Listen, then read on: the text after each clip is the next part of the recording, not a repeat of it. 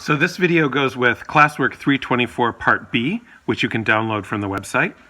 And it has these problems that are a really good, important application, which is how would I find the angle if I know two of the sides? And I've had, worked with carpenters who wanted to know how to do that. A lot of them don't know how to do it, but you can do it even with things that you just have on your phone. And it's actually quite simple to do. So I'm going to show you how to do it. So it starts with identifying the sides, just like we did with the other problems. So first we're going to say across from the angle that I want to know, that's called the opposite side. Across from the right angle, that's called the hypotenuse. And next to the angle I want to know, that's called the adjacent. So now I just find from my cheat sheet, I find the function that has both opposite and adjacent, and it's tangent. So I can say that the tangent of, so the unknown angle, we call it theta. We use the Greek letter theta for that unknown angle. Don't blame me for that. I didn't make it up. And then we do opposite over adjacent because that's what it says for tangent. So that's 27 over 38. Now watch how easy this is to do. And they're actually all easy like this.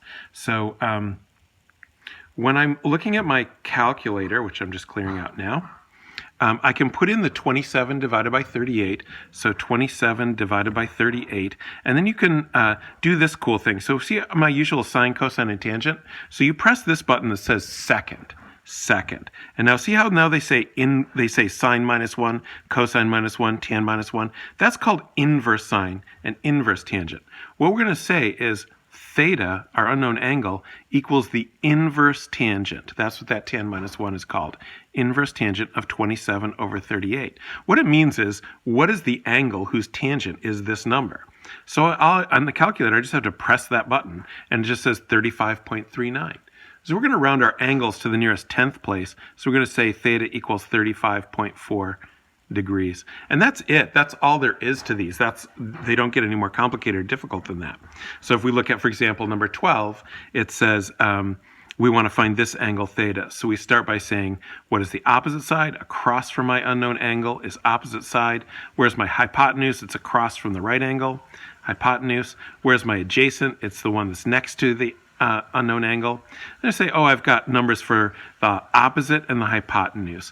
What has opposite and hypotenuse? Cosine. So cosine theta equals opposite over hypotenuse. You can see that on your sheet.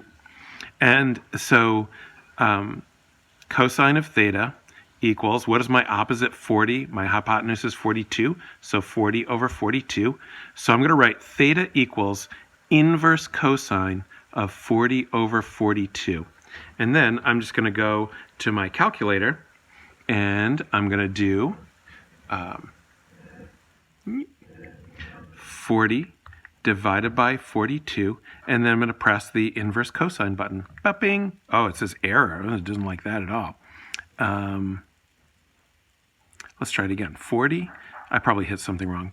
I'm hitting a 1. What is going on here? Let's just clear that all out. 40 divided by 42 is that number, okay. And then inverse cosine 17.75, which you could write, I'm just going to round to the 10th place and say 17.8 degrees. Put a degree sign on it because these are all measured in degrees.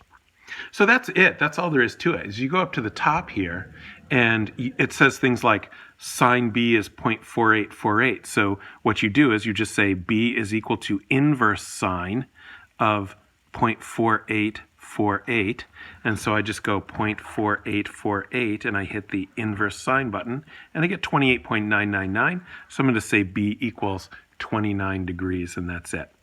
All right, so that's all there is to those. Now, by the way, this whole sort of topic started because Yasmin sent me an email and she said, in that homework number 21, I don't know how to do the back. And I realized she was right. You guys haven't learned how to do the back.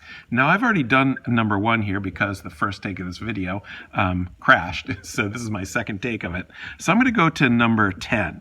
All right. So we have A equals 4 and B equals 13. So one of the things about getting, where are these letters? Where are they on here? So one thing we need to know is that the right angle is always angle C, and it's always across from side C. Then it says A is 4 and B is 13. So 4 is smaller than 13, so it must be down here.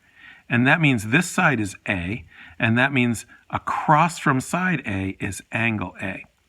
And then it says B equals 13, so this must be B over here, and then across from side B is angle B. Now it says to find measure angle A. So here's measure angle A up here. That means the sides that I know are the opposite side, that's across from angle A, and this is the hypotenuse over here, so this is the adjacent side. So what has opposite and adjacent?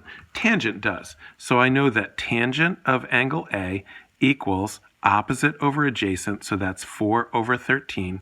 So then I go to my calculator. This is my cat.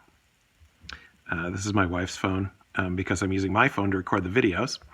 And so I just go 4 divided by 13. I get that number, and then because it's tangent, I should actually write A equals inverse tangent of 4/13.